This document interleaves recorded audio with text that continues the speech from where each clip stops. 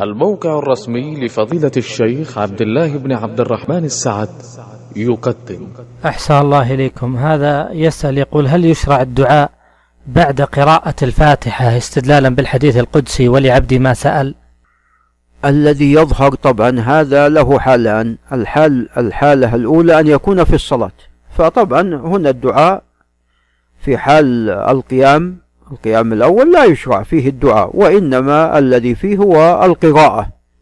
نعم، إذا كان في صلاة الليل ومر بآية رحمة أو مر بآية عذاب فسأل في الأول واستعاذ في الثاني، فهذا حق جاء عن الرسول صلى الله عليه وسلم.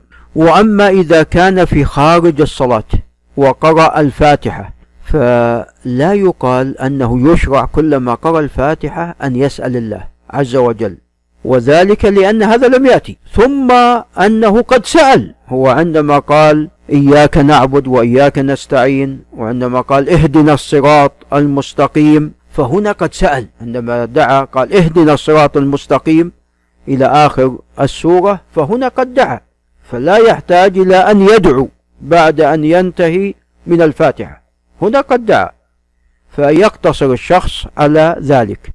نعم.